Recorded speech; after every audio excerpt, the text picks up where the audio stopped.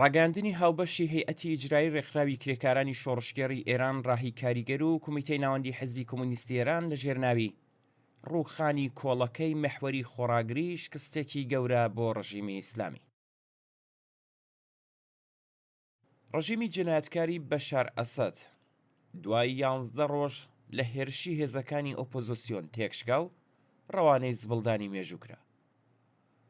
ڕژیمی دیکتاتۆری 55 ساڵەی بنەماڵەی ئەسەد یەکێک لە دڕندەترین و بێبەزەییانەترین دیکتاتۆرەکانی ڕۆژهەڵاتی ناوەڕاست بە پشتیوانی هەمەلایەنەی دەوڵەتی رووسیا و کۆماری ئیسلامی و هێزە هاوپەیمانەکانی وەک حیزبوڵڵا لە دەسەڵاتدا مابووە. بەهۆی گورزی قورسی ئیسرائیل بۆ سەر حیزبوڵڵای لوبنان و بردومانی بەردەوامی بنکەکانی سپای قودس و گۆڕانی هاوسەنگی هێز لە ناوچەکە و گەماڕۆی لە ڕاددەبەدەری ئەمریکا و وڵاتانی ڕۆژاوا بەسەر خەڵکی سووریا، ڕژیمی ئەسەد توانایی خۆڕاگری خۆی لەدەستا و بە یەک زەربەی ئۆپۆزیسیۆن شکستی هێنا و تێگڕووخە. بەم شێوەیە سەرەکیترین هێزی مەحوەری خۆڕاگری تێکشکا و هەموو سەرمایەگوزاریەکانی ڕژیمی ئیسلامی لە گیرفانی خەڵکی ئێران بۆ پاراستنی دیکتاتۆرێکی بێبەزەیی بە فیرۆچوو. ئێستا زیاتر لە 30 ملیارد دلار قەرزی ڕژیمی ئەسەد بە ئێران و سەرجەم ئەو هەزینانەی کە ڕژیمی ئیسلامی لە گیرفانی خەڵکی ئێران لە ماوەی 10 ساڵی ڕابردوودا کردوێتی بە چارەنووسێکی نادیار سپێردراوە. پاشەکشەی بە تەواوەتی سپای قودس و هێزەکانی فاتمیون و زەینەبیون لە سووریا لە چەند ڕۆژی ڕابردوودا و چۆڵکردنی مەزارگەی زەینەب و ڕقەیە لە سووریا، هێزە سەرەکیەکانی ڕژیم و لایەنگرە خۆشپاوەڕەکانی تووشی شۆکێکی گەورە کردووە. لە ڕاستیدا مەشکستێکی سەختی سیاسەتەکانی شەخسی ڕێبەری کۆماری ئیسلامیە کە هەموو دیپلۆماسیەتی وڵاتەکەی کردە ئەسیری بەرژەوەندیەکانی مەحوەری خۆڕاگری و ئێرانی خستە داوی قورسترین گەماڕۆ نێودەوڵەتیەکان. سووریا دوای بەشار ئەسەد چارەنووسێکی نادیاری لە پێش دەبێت. وڵاتێکی جوان و فرەنەتەوە و خاوەن فەرهەنگ، زمان و ئاینی جیاواز، پێکهاتوو لە عەرەبی سوننا، عەلەوی، کورد، ئەرمەنی، ئارامی، ئاشووری، دروزی، چەرکەسی و تورکەمەنەکان ئێستا بۆ پێکەوە ژیانێکی ئارام و ئاشتیانە لەگەڵ کێشەی جددی بەرەڕوو دەبێتەوە. چل لە سەدی خاکی ئەو وڵاتە لەژێر کۆنتڕۆڵی سیاسی و ڕێکخراوە پەیەدا پارتی دموکراتیکی گەلان نیزامیەکەی واتای یەکینەکانی پاراستنی گەلەیە.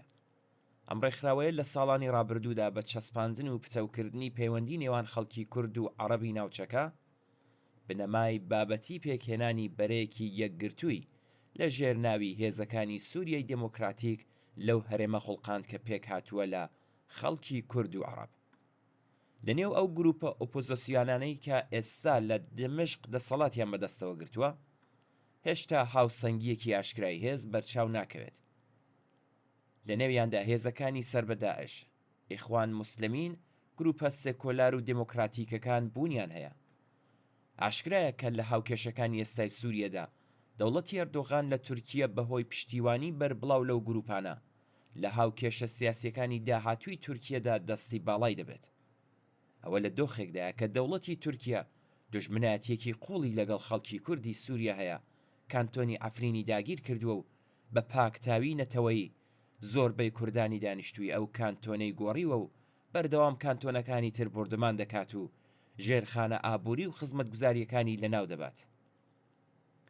لەنێو ئەو وڵاتانەی کە لە سووریا خاوەنی بەرژەوەندی استراتیژین و هەوڵ دەدەن لە دەسەڵاتی نوێدا جێگە و پێگەیەکی بەهێز بۆ خۆیان بەدەستپێنن، تورکیە و ئەمریکا دەستی باڵیان هەیە و کۆماری ئیسلامی دۆڕاوی یاریەکەیە.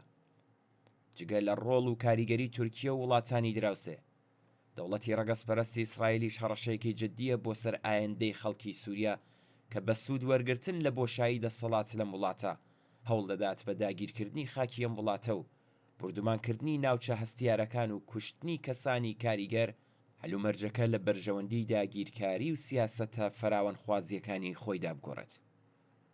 ڕووخانی ڕژیمی دیکتاتۆری بەشار ئەسەد لە سووریا دەرفەتێکی زێڕینی بۆ خەڵکی ئەم وڵاتە ڕەخساندووە تا بتوانن بە پشتبەستن بە ئازادیە دموکراتیکەکان و دەستەبەرکردنی مافی دیاریکردنی چارەنووسی خەڵک بەدەستی خۆیان ڕێگایەکی سربەخۆ و پێشکەوتن خوازانە بۆ بەڕێوەبردنی وڵاتەکەیان لەم ناوچە هەستیار و شەڕ لێدراوەدا بدۆزنەوە. بەڵام ئەم ڕێگا دژوارە ناکۆکی و ناتەبایی ئاشکرای لەگەڵ بەرژەوەندی زلهێزە ناوچەیی و جیهانیەکان هەیە. پاڵپشتی هەمەلایەنەی دەوڵەتی تورکیە لەو هێزە ئیسلامیانە و حزوری بەرچاوی ئەرتەشی ئەم وڵاتە لەسەر سنووری نێوان تورکیە و سووریە و تەنانەت لە بەشێک لە پارێزگاکانی ئەم وڵاتە بە گرنگترین مەترسی دادەنرێت لە بەردەم پێکهاتنی ڕەوتە دموکراتیکەکان لە سووریا. حزوری هێزەکانی ئەمریکا و دراوسەیەتی لەگەڵ ئیسرائیل و ڕۆڵ و کاریگەری وڵاتە عەرەبیەکانیش ئاستەنگ و گرفتی زیاتر لە بەردەم پرۆسەی هەڵبژاردننی سربەخۆی خەڵکی سووریەدا دروست دەکات. لەم ڕۆوە هەڵگیرسانی شەڕی ناوخۆ بەهێزبوونی تاقم و گروپە خۆجێیەکان و بەرەوڕووبوونەوەی ئەو وڵاتە لەگەڵ چارەنووسێکی هاوشێوەی لیبی یان سەپاندنی یاسایەکی بنەڕەتی نادیمۆکراتیک لەلایەن هێزە کاریگەریەکانەوە لە زۆمرەی ئەو مەترسیانن کە ئاسۆی داهاتووی ئەو وڵاتە لێڵ دەکات. ڕوخانی ڕژیمی دیکتاتۆری بنەماڵەی ئەسەد لە سووریا شکستێکی سەختە بۆ ڕژیمی کۆماری ئیسلامی. دوا بە دوای بەرکەوتنی گورزی قورس لە حەماس و تێکشکانی پێک هاتەی هێز و دەسەڵاتی حیزبوڵڵا، تیرۆری یەک لە دوای یەکی فەرماندەکانی سوپای قودس لەلایەن ئیسرائیلەوە و ئێستاش ڕوخانی بەشار ئەسەد، ئاستی شکستەکانی دەستگای ڕێبەری ڕژیمی ئیسلامی و شەخسی وەلی فەقی گەلێک بەرچاو و ئاشکرا بووە. دەسەڵاتدارانی ڕژیمی ئیسلامی بە هەژارکردنی زۆرینەی کۆمەڵگا بە وێرانکردنی ژێرخانی ئابووری وڵات، زەمینە خۆشکردن بۆ گەمارۆ زاڵمانە و بربڵاوە نێودەوڵەتیەکان لە دژی خەڵکی ئێران بە نرخی دروستکردن و پێکهێنانی مەحوەری خۆڕاگری و هەوڵدان بۆ بەدیهێنانی دروشمی دژە دموکراتیک نالۆژیک و شەڕەنگێزانەی لە ناوبردنی ئیسرائیل دەستیان داوەتە قومارێکی مەترسیدار کە ئێستا بە تەواوی لەگەڵ شکستێکی سەر شۆڕانە بەرەو ڕووبووەتەوە. ئەم شکستە سەر شۆڕانە دەتوانێت ببێتە فاکتەرێکی کاریگەر لە بەرزبوونەوەی ئاستی وشیاری کۆمەڵانی خەڵکی ئێران و پەرەسەندنی ڕق و بێزاری شۆڕشگێڕانەیان لە دژی دەسەڵاتی فاشیستی کۆماری ئیسلامی، دەسەڵاتێکی کە لە پێناو بەدیهێنانی دروشمگەلێکی فریوکارانەدا دار و نەداری خەڵکی ئێرانی لەناو بردووە و داهاتووی ئەم وڵاتەی خستۆتە مەترسیەوە شایەنیەوە نییە کە دەسەڵاتەکەی لەم وڵاتە چیتر بەردەوام بێت.